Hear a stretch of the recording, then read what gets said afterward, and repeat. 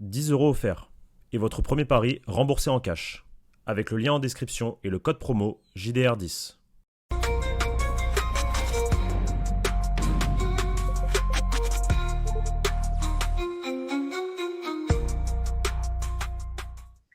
Les amis, Florentino Pérez a décidé de taper du poing sur la table et c'est toute l'Europe qui tremble. Bonjour à tous, bienvenue sur la chaîne YouTube du Journal du Real, vidéo Focus Mercato aujourd'hui.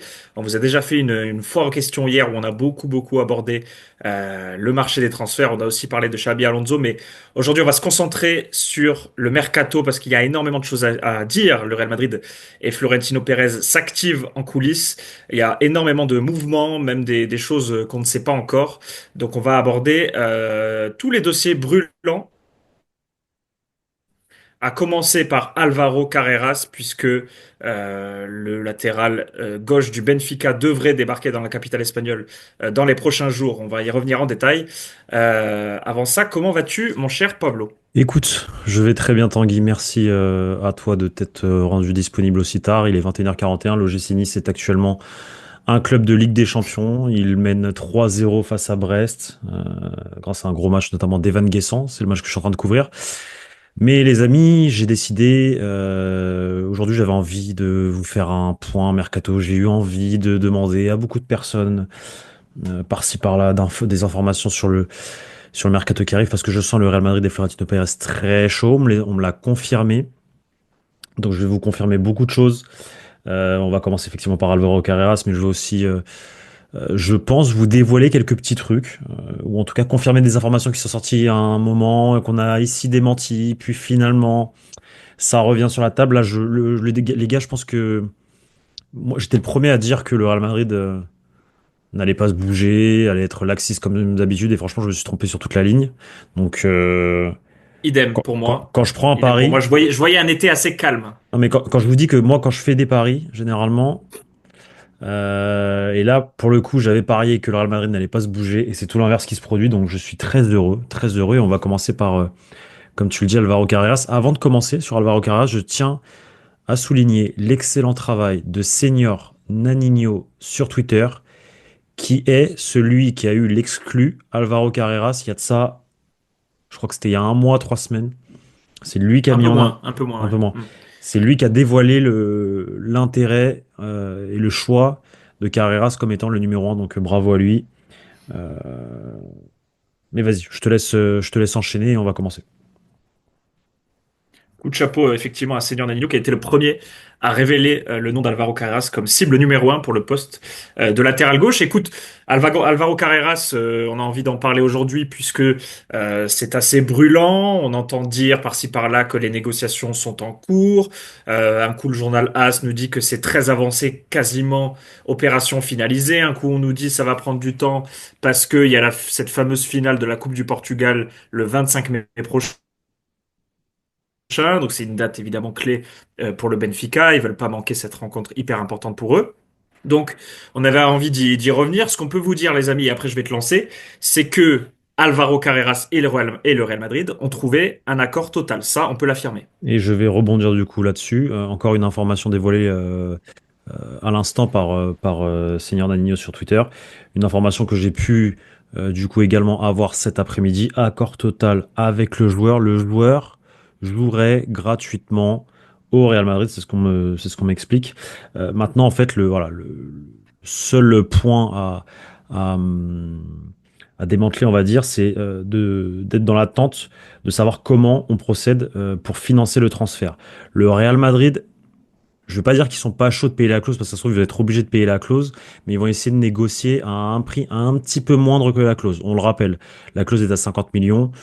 Je- selon ce que je comprends, je pense que le Real Madrid va commencer à 35, monter peut-être à 40, voire à 45. Et bon, vraiment, s'ils sont obligés de monter à 50, ils iront jusqu'à 50. Mais voilà, l'idée, c'est de ne pas payer la clause côté Real Madrid et de faire un paiement échelonné comme pour Euysen, on le rappelle, du coup ils ont payé la clause à 58 millions, En 3 fois. divisé en 3 fois.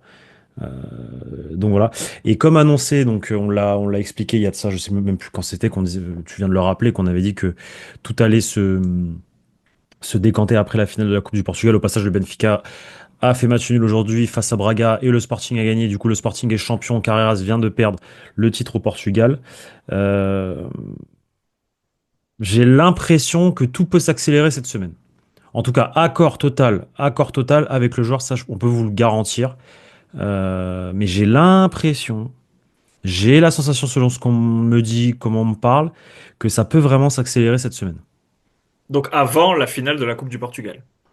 En fait, ça peut s'accélérer cette semaine, que tout soit quasi bouclé avant la finale de la Coupe du Portugal, et une fois que la finale de la Coupe du Portugal est finie, Oui, bam. de toute manière, il y a absolument aucune chance que le joueur quitte Benfica avant cette fameuse finale. Ça, c'est Non, écarté. bien entendu, non, mais ça c'est obligatoire, c'est obligé, C'est mais dans le sens obligé. où, d'un point de vue de timing, on va respecter les temps du Benfica, le fait que le Benfica joue un trophée majeur, une Coupe du Portugal, mais tout risque d'être acté avant. Et juste derrière, en fait, on n'attendra pas la semaine d'après. C'est ça que je veux dire. C'est soit les Fabrizio Romano, les Origo, c'est dans la foulée, soit le lendemain, le dimanche. D'ailleurs, et Coupe du Portugal, tu le disais à l'instant, qui revêt d'autant plus d'importance puisque le Benfica vient de perdre le championnat face au Sporting. Exactement. Donc, cette fameuse Coupe du Portugal compte encore plus pour eux puisque c'est la dernière chance d'obtenir un trophée national cette saison pour eux. C'est ça. Donc effectivement, dossier Carreras extrêmement brûlant, ça risque de se décanter dans les prochains jours comme tu l'annonces. Le joueur, lui, voulait venir depuis des semaines, hein. C'est ce qu'il laisse fuiter, filtrer Depuis toujours. depuis toujours. C'est sans doute un rêve aussi pour lui, mais Bah, c'est un en tout gamin cas, de la Fabrica. c'est un gamin de la Fabrica, il a été formé au club et donc il a fait passer des messages effectivement dans les négociations ou à travers des fuites dans les médias indiquant que véritablement, dès la saison prochaine, il souhaitait jouer au Real Madrid. Donc ça facilite aussi les négociations quand tu as le point de vue d'un joueur qui est aussi clair d'entrée. Maintenant, tout va, voilà, il reste encore à éclaircir les modalités de paiement et la formule à trouver entre le Real Madrid et Benfica. Est-ce que ça sera la clause? Est-ce que ça sera un peu moins? Ça, ce sont les négociations qui le diront. En tous les cas, le joueur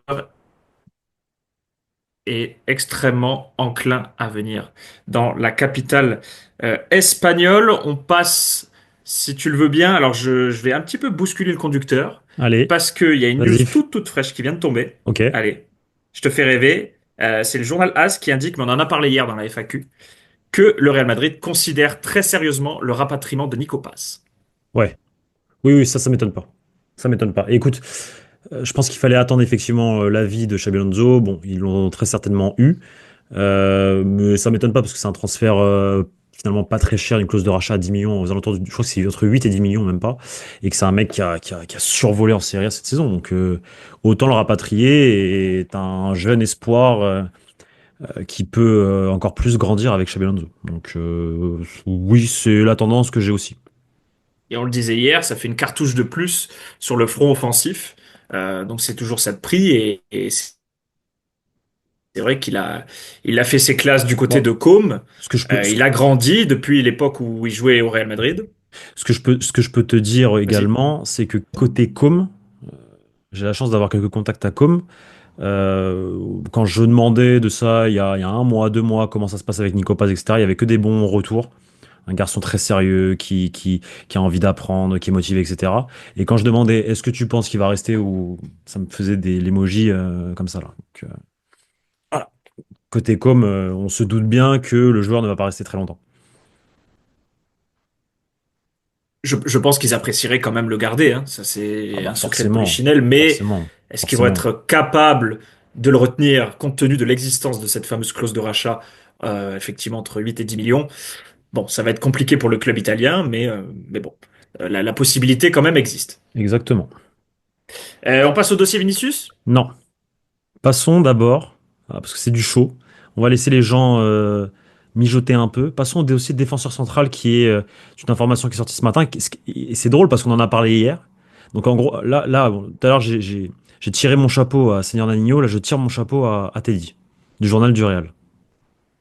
Effectivement, qu'il a annoncé il y a 2 3 jours que le Real Madrid donc Pouvait. Non, compte bien, oui, ouais. pouvait. Là, c'est Hmm. compte bien. En tout cas, pense à. Là, c'est plutôt pense Effectivement. à. Pense à. Non, Teddy a émis la possibilité, il a gardé le conditionnel, et maintenant on peut vous le dire, le Real Madrid envisage et compte bien recruter un autre défenseur central après Dean Huijsen. Aimerait. Et On va garder on va être dans l'entre-deux. Aimerait. Parce qu'on sait jamais en vrai. On sait jamais ce que décide de Florentino Pérez, quoi qu'il arrive. Mais la possibilité de recruter un deuxième défenseur central grandit de jour en jour.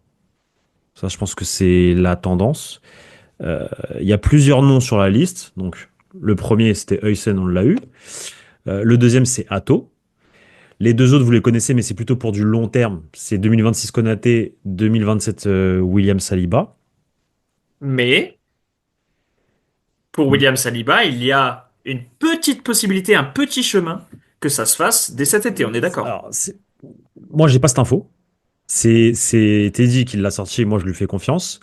Maintenant, on sait jamais dans le football. On sait jamais dans le football. On sait jamais ce que peut décider le Real Madrid sur un coup de tête. Est-ce qu'ils peuvent envoyer là le chéquier ou non? Tout dépend aussi de la position du joueur. Est-ce qu'il va dire à Arsenal, bah écoutez, je prolongerai pas, je veux partir. En fait, tout dépendra un peu des décisions de chacun et est-ce que Arsenal est ouvert à négocier et à vendre. C'est ça surtout. Parce que si Saliba est ouvert à l'idée de venir au Real Madrid, Il est ça c'est une ouvert. chose, mais c'en est une autre de demander de forcer un départ. C'est ça, C'en est une autre. exactement, exactement. Je pense pas qu'il aille au clash avec Arsenal quand même. Ça, Bah, je pense pas qu'il aille au clash avec Arsenal, mais si demain le Real Madrid dit clairement, bah écoute, on veut bien tenter de te recruter cet été, peut-être que lui peut ouvrir la porte et dire à Arsenal, bah écoutez, je vous dis que je veux pas prolonger, donc à vous de voir. Ça peut être une solution aussi. Maintenant, il faut savoir également, pour ce dossier-là, il faudra voir comment revient Eder Militao de sa blessure du croisé, qui est censé revenir pour le mondial des clubs, donc on verra. Et l'autre dossier chaud, c'est le dossier David Alaba. On le rappelle, c'est le salaire le plus élevé de l'effectif, sans compter Mbappé, Vinicius, Bellingham. Je crois que son salaire il est à hauteur de 24 millions bruts à l'année, ce qui est énorme pour un joueur qui n'a joué que deux ou trois fois cette saison et qui ne joue pas depuis plus d'un an. Donc à voir ce que décidera Xabi Alonso, la direction de David Alaba. Est-ce qu'on lui fait comprendre gentiment que bah il faut qu'il trouve une porte de sortie, qu'il aille en Arabie Saoudite ou autre? Je pense que le Real ne serait pas contre de le vendre même pour zéro, tant qu'ils économisent le salaire du joueur. C'est quand même 24 millions, c'est conséquent. C'est énorme même. c'est ce qui se profile pour l'été 2026. Je pense, à moins que le joueur sollicite un départ cet été, je pense qu'on s'oriente quand même vers un David Alaba dans l'effectif pour la saison 2025-2026. Et sans doute que les chemins se sépareront Bah, l'année il prochaine. va pas prolonger. Voilà, Il va pas prolonger. devrait pas prolonger, Il ne donc prolongera effectivement, pas. Il ne prolongera pas. Ça, je ça peux te c'est le une dire. info aussi. Non, c'est Ok. pas une info. S'il prolonge, j'arrête de suivre le foot. Enfin, c'est juste pas logique. Sachant ça parle de essayer de le vendre. Donc, Non, mais oui, ça ferait la transition. Mais donc, il est tout à fait possible qu'il quitte le Real Madrid en tant qu'agent libre l'année prochaine et donc sans indemnité de transfert. complètement. Complètement. Maintenant, j'ai une question pour toi par rapport à ce deuxième défenseur central prévu dès cet été. Mhm. Est-ce qu'on s'oriente vers un très gros nom, style Saliba, style Konaté, pourquoi pas Loukeba, ou alors une figure assez intermédiaire, je pense à Jorel Lato notamment. Alors, moi, je pense que Konaté, non, parce que Konaté, au final, t'es plus qu'à un an de l'avoir gratuit. Donc, je pense que ça sera le transfert qui tenteront de manière comme ils aiment bien faire. Maintenant, Atto ou Saliba, moi, je ferme pas la porte aux deux, en vrai. Je pense que c'est les deux noms. Ou à part s'ils décident de recruter un ancien joueur de la Fabrica, Rafa Marin ou Mario Gila, qui sont partis en Italie. L'un à Naples, l'autre à la Lazio. Ça peut être aussi une autre solution à des joueurs style Nacho, du coup, Nacho Fernandez. À voir comment, à voir ce que décidera, je te dis, à voir comment reviendront les joueurs des blessés, à voir ce que décidera Xabi Alonso, et à voir ce qu'est prêt à mettre le président, et à voir s'il y a des départs. C'est là, Effectivement, mais en tout transition cas, toute faite. si c'est Rafa Marin, ça sera pas le gros nom qu'appelle Victor de ses voeux. Non, c'est sûr. Mais quoi qu'il arrive, un gros nom arrivera ensuite, plus tard. Plus Hmm. tard. Il faudra prendre son mal en Mais patience moi, là où je ferme pas la porte à Saliba ou à Atto. Konaté un peu plus. Konaté un Ato peu- c'est cher aussi, hein. Ato, c'est cher, mais c'est un prospect, c'est un C'est jeune. Je me dis, il peut jouer latéral. C'est un profil intéressant. Mais le problème de Hato, c'est que si tu te enfin, si tu te intéressant. dépêches pas maintenant, il risque de partir très vite en première ligue. Hmm. Contrat jusqu'en 2028, Jorel Lato, qui est effectivement très polyvalent du côté de l'Ajax. Est-ce qu'on passe au milieu? Non, on passe au potentiel départ. Et après, on laisse les deux surprises pour la fin. Alors, potentiel départ, du coup, je suis obligé de commencer par l'ami Rodrigo. Ok. Ça, c'est sûr et certain. Rodrigo, les amis, ce qu'on peut vous dire, après je vais lancer Pablo, c'est que la situation n'a pas changé depuis quelques semaines. Le Real Madrid envisage de s'en séparer dès cet été pour plusieurs raisons. Parce que déjà sportivement, ça va pas bien depuis début février, il n'a inscrit qu'un seul but, on vous le répète. Dernièrement, en plus, il s'est blessé. Il y a évidemment l'aspect économique, puisque Rodrigo dispose d'un contrat jusqu'en juin 2028. Il pourrait rapporter la bagatelle de 100, 110, 120 millions d'euros au club, ce qui permettrait au Real Madrid de recruter, pourquoi pas, un milieu de terrain ou même un attaquant, on ne sait jamais. Et il y a évidemment la dimension Manchester City, voire le Paris Saint-Germain, qui font le forcing, en tout cas pour ce qui est de Josep Guardiola. Euh, qui est littéralement fan du joueur et qui aimerait en faire son patron dans son couloir gauche, histoire de relancer la machine City qui a encore perdu aujourd'hui en finale de Cup face à Crystal Palace. Euh, donc, qu'est-ce que tu peux rajouter par rapport au cas Rodrigo, notamment comment est-ce qu'il se sent personnellement? Je vais revenir plus tard, mais oui, effectivement, donc tendance départ. Euh, c'est un concours de circonstances plutôt d'envisager un départ de la part du Real Madrid. C'est un concours de circonstances dans le sens où sportivement, déjà, tu as un entraîneur qui arrive et il y aura pas la place pour tout le monde. Deuxièmement, tu as potentiellement besoin de vendre des joueurs et tu sais que Rodrigo est peut-être la valeur marchande la plus élevée de ton effectif. Il y a des intérêts de clubs étrangers, notamment Pep Guardiola City. Je pense que le PSG est juste derrière, effectivement, mais Guardiola, on peut vous le confirmer. Euh, Et on l'avait et déjà dit l'an dernier, hein. t'as un joueur qui, effectivement, à voir comment il va discuter avec Xabi Alonso. Je pense qu'il y aura quand même une discussion avec le nouvel entraîneur. Euh, on verra quel message sera passé à Rodrigo. Est-ce qu'il arrive à le convaincre ou non? Ça risque d'être compliqué parce que faut être réaliste. C'est pas, il va pas jouer. Enfin, à un moment donné, quand tu regardes la tactique que veut mettre en place Xabi Alonso, c'est trois attaquants, euh, deux attaquants ou un milieu de terrain de soutien ou deux milieux plus un attaquant. Donc, en gros, Bellingham, Vinicius, Mbappé. Donc ça va être très compliqué tactiquement de le voir jouer. Et Rodrigo, effectivement, ce qu'on peut, on a dit à demi-mot l'autre fois et que je peux du coup vous confirmer, c'est que psychologiquement, il ne va pas très bien depuis plusieurs semaines, voire mois. Euh, il est plutôt fatigué, atteint, émotionnellement, on va dire. Donc voilà, ça n'aide pas. Forcément, le fait de pas marquer, c'est compliqué. Euh, voilà. Ça remonte à avant la finale de la Coupe du Roi, cet état-là. Ouais, largement. Ouais, ouais, bien avant, bien avant, bien avant. Enfin, selon ce qu'on me dit, bien avant. Donc pas facile.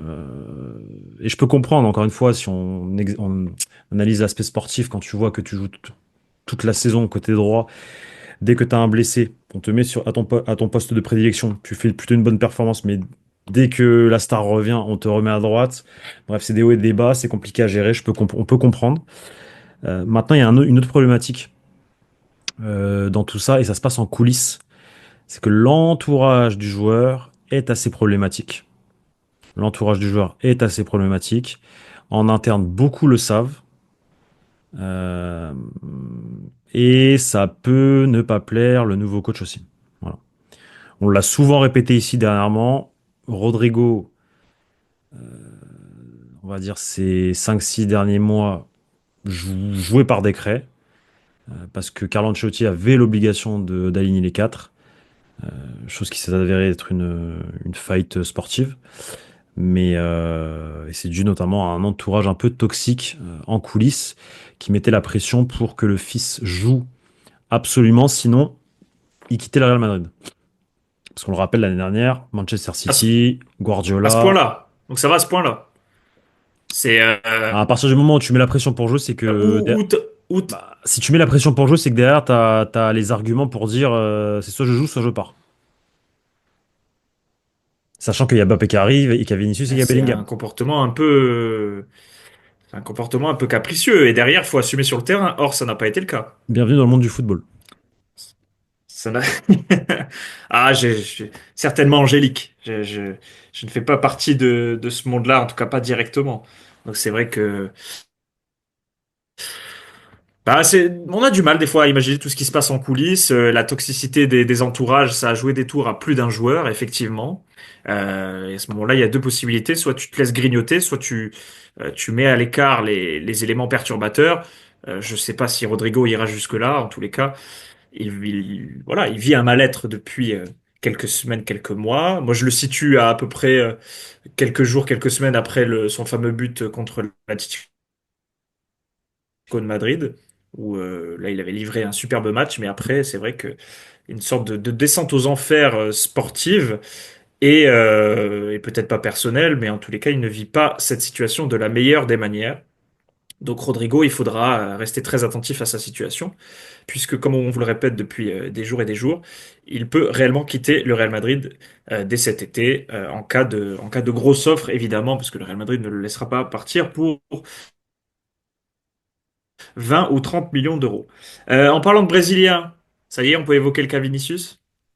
On peut évoquer le cas Vinicius Vinicius. Junior, donc, que la presse espagnole disait très très proche de prolonger il y a quelques semaines au Real Madrid. Elle disait quasiment que c'était fait. Or, tu avais été le premier, il faut rendre à César ce qui appartient à César, tu avais été le premier à tempérer les ardeurs, à dire ah, l'entourage de Vinicius, en tout cas, il nous confirme pas ça. Les planètes sont pas tout à fait alignées, même loin d'être alignées, parce que le joueur ou son entourage ou les deux demandent un salaire assez mirobolant que le Real Madrid n'est pas disposé à lui offrir. C'est bien ça. Pas pour le moment en tout cas. Pas pour le moment. Et effectivement, aujourd'hui, on est toujours au même point. Moi, ce que je peux vous dire, c'est qu'il n'y a pas d'accord de prolongation de contrat entre Vinicius Junior et le Real Madrid, comme ça a pu être dit dans la presse espagnole. Comme tu l'expliques, donc les prétentions de Vinicius sont toujours loin de ce que propose le Real Madrid. Maintenant, donnée importante, Florentino Pérez n'a pas envie de perdre le joueur. Vinicius fait partie des chouchous de Pérez et ça reste un joueur très apprécié en interne. Mais c'est compliqué d'accéder aux demandes de l'entourage. Même si, Très compliqué. même si son Vinicius, comportement a hérité, hein. le comportement irrite. Mais comme pour d'autres dossiers, il y a ce que pense Pérez et ce que pensent les gens autour. Et Pérez, lui, il adore Vinicius. Il le voit comme un gamin qui a permis de remporter la Ligue des Champions 2 fois, euh, qui aurait dû être Ballon d'Or la saison passée, mais c'est sûr qu'en interne, par contre, ça je peux vous le dire, oui, Vinicius, il agace énormément beaucoup de personnes, Vinicius, et surtout cette saison. Euh, Notamment par ses excès de colère, ce qu'il peut dégager à certains matchs. Enfin, surtout pour ça en fait, surtout pour ça, pas plus pour l'aspect sportif parce que c'est vrai qu'il est passé totalement à côté de sa saison sportive cette année. Ça, à la rigueur, on lui en tient pas compte. Mais c'est surtout voilà pour ses excès, etc., etc. Même si on le soutient quand même dans cette lutte contre le racisme, c'est pas bien, etc. Ça, oui, bien sûr, bien entendu. Moi, Ah ce oui, que je oui, peux non, vous c'est dire, deux dossiers distincts, mais c'est vrai que c'est. Vas-y, vas-y. ce que je peux pour conclure, ce que je peux vous dire, c'est que concernant Vinicius, et c'est quelque chose que je disais déjà en début de saison. Je disais que ça allait être le gros dossier de l'été 2025, du mercato 2025. Moi, je pense qu'à l'instant T, ce que je peux vous dire, c'est que rien n'est à exclure concernant Vinicius Junior. C'est-à-dire, il ne faut pas exclure une prolongation de contrat, c'est possible. Il ne faut pas exclure une non-prolongation de contrat, c'est-à-dire qu'il reste mais qu'il ne prolonge pas, mais il reste quand même. Et il ne faut pas exclure même, je dirais, un départ. Voilà. Et ce que je peux rajouter pour terminer, c'est que Vas-y. l'Arabie Saoudite, comment dire,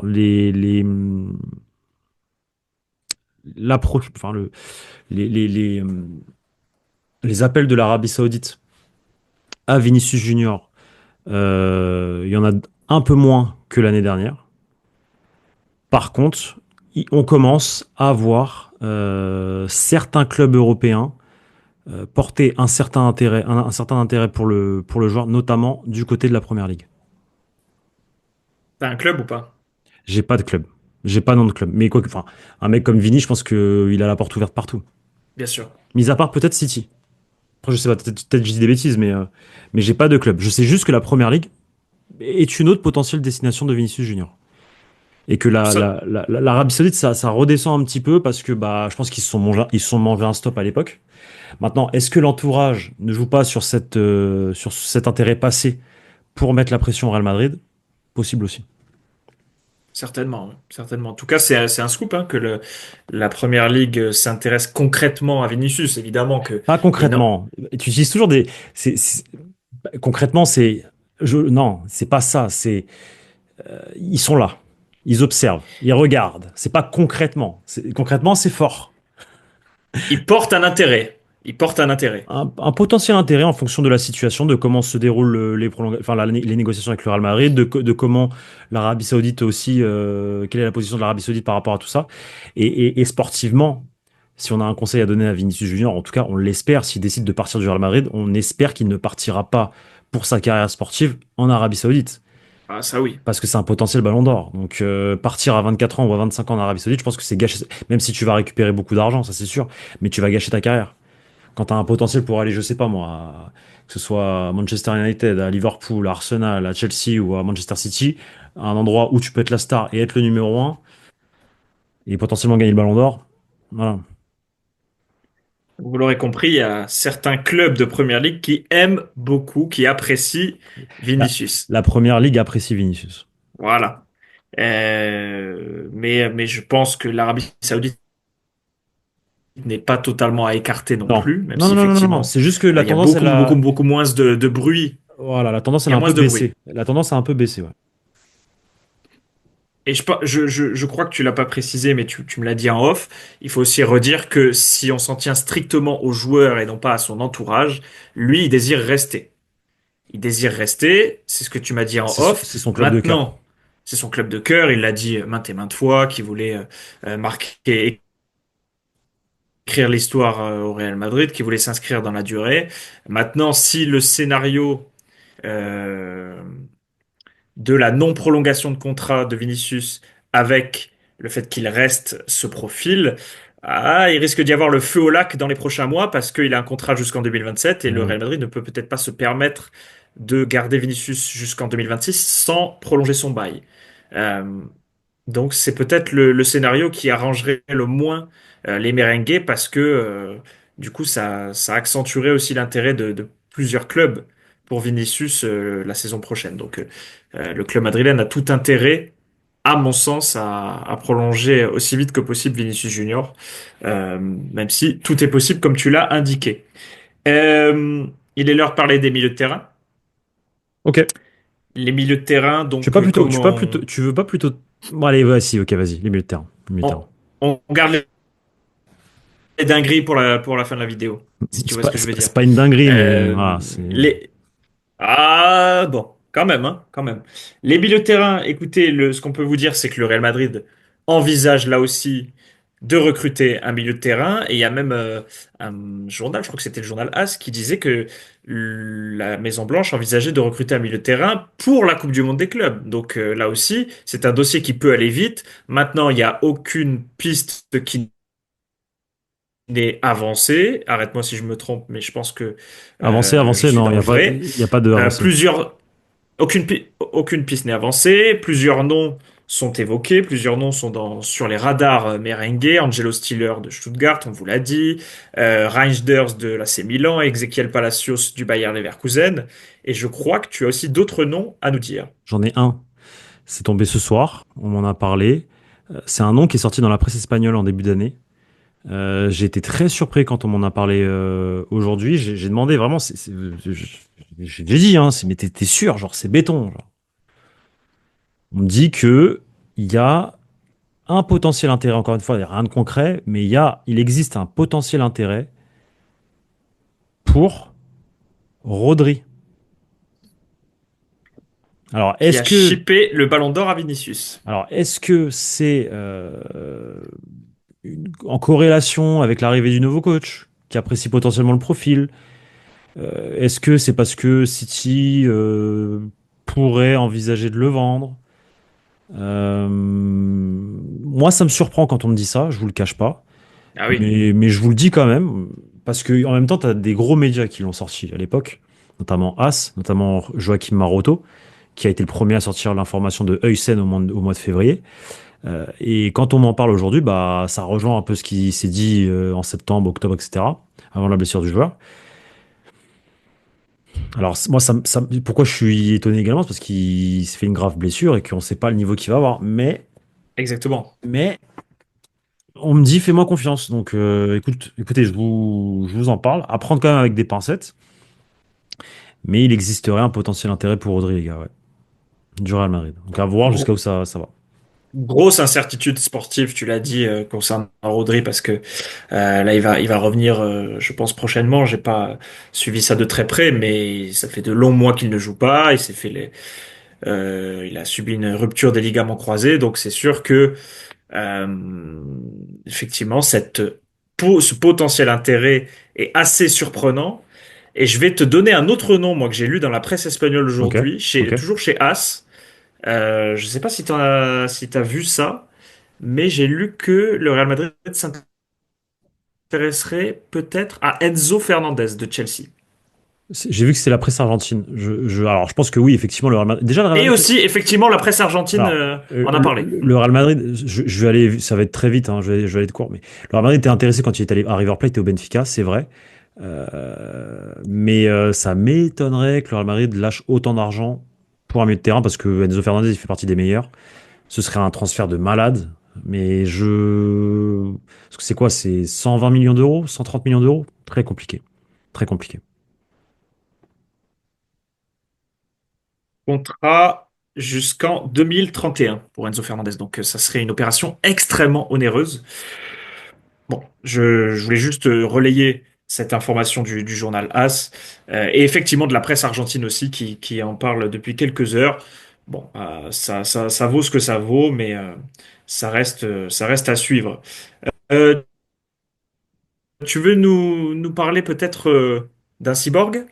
On va conclure sur ça. Un cyborg scandinave? On va On conclure va sur conclure sur ça. ça, On va effectivement. conclure sur ça. Mais j'ai toujours maintenu que l'intérêt du Real pour Haaland, c'était quelque chose de réel. J'ai fait partie de ceux en 2021-22 qui disaient objectif du Real, objectif de Pérez, etc. avec Mbappé. Euh, le football, il évolue, les joueurs grandissent. Vinicius a pris une dimension stratosphérique, Rodrigo aussi. Bellingham est arrivé.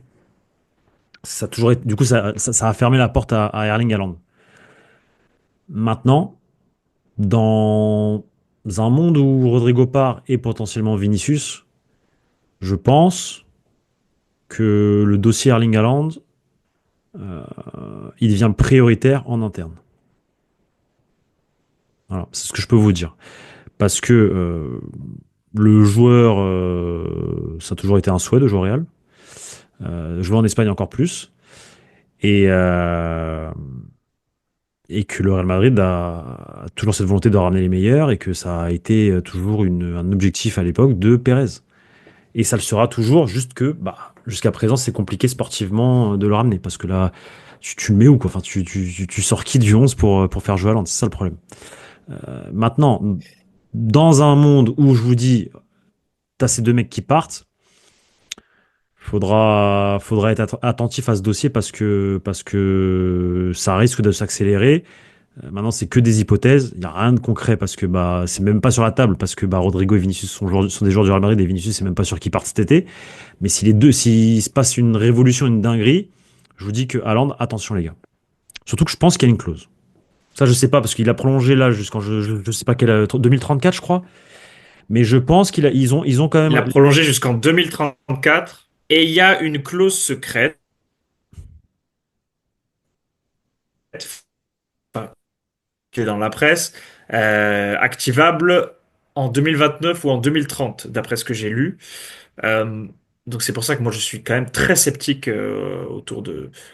d'Erling Haaland et d'une potentielle venue au Real Madrid, tu l'as dit, c'est même pas de l'ordre de l'hypothèse. Là, C'est de la c'est, fiction. c'est, C'est de la fiction. Mais c'est football fiction, football manager presque. non, mais Et, c'est quelque mais chose en tout cas, c'est quelque chose de ce qu'on vrai peut dans le vous sens dire, l'intérêt. Enfin, voilà, c'est ça, c'est que Erling Haaland l'envie du. ne, Et Erling Haaland, dans sa vie, il y a eu des moments où il a envisagé de jouer au Real Madrid. Ça, on peut Ah oui. l'affirmer avec certitude. Maintenant, le destin a fait que il est passé de Dortmund à Manchester City avec brio, hein, il a notamment fait une extraordinaire première saison. Mais qui sait, peut-être que les chemins les chemins du Real Madrid et de d'Erling Haaland se recroiseront à l'avenir. Maintenant, voilà, aujourd'hui. C'est vrai qu'il y a absolument rien de concret, mais comme tu l'as dit, si on est à l'aube d'une révolution au Real Madrid avec notamment pourquoi pas le départ de Rodrigo et ou de Vinicius, bah ça rebat totalement les cartes et on sait que Florentino Pérez adore aussi le buteur norvégien, le goal scorer Erling Haaland. Et pas Mais que bon, Florentino Pérez. j'imagine bien, Tu j'imagine sais, bien. tu sais qui d'autre? Xabi Alonso, José Ángel Sánchez. Oui, je pense, mais pas que. José Ángel Sanchez s'entend très bien avec Rafaela Pimenta. Mais pas, non. Devine. Enfin, non, tu sais quoi, je vais te dire. Jude Bellingham. Ah bah oui, bien sûr. Ils sont très amis. Ils sont très amis. Ce sont Ils se sont côtoyés à Dortmund, évidemment. Donc, écoutez, Erling Haaland, aujourd'hui, c'est de la fiction. Demain, ça pourrait, pourquoi pas, être une réalité. On en est très loin. Et de toute manière, ça serait une opération extrêmement onéreuse. Donc, il faudrait que le Real Madrid casse sa tirelire et fasse sauter la banque. On n'en est évidemment pas là, mais on tenait, pourquoi pas, à revenir dessus aujourd'hui. On en a terminé avec cette vidéo Mercato, Pablo. Merci beaucoup pour toutes tes informations. Je sais que tu es allé à la pêche toute la journée, tu étais à l'affût. Tu étais aussi agité que Florentino Pérez. Là, je t'ai senti bouillant. En tous les cas, moi, ça m'a toujours fait plaisir de faire cette vidéo avec toi. N'hésitez pas, les amis, à nous dire dans les commentaires quelle est la piste la plus séduisante à votre avis. Même mettez pourquoi pas dans votre liste Rodri, Saliba, pourquoi pas même Florian Wirtz, Erling Haaland. Enfin bref. Dites-nous tout ça dans les commentaires, on va vous lire avec la plus grande attention. Nous, on se retrouve très prochainement sur la chaîne YouTube. Demain, il me semble que tu fais le débrief de Séville et Real Madrid avec Victor ou Teddy. Teddy. Victor, Teddy. c'est ça. Teddy, le grand Teddy d'Almeida, avec notamment beaucoup d'absents toujours du côté du Real Madrid. 10 joueurs qui manquent à l'appel. Merci beaucoup. Passez une très bonne soirée. On se retrouve très vite sur la chaîne YouTube. D'ici là, portez-vous bien. Salut tout le monde. Ciao les gars.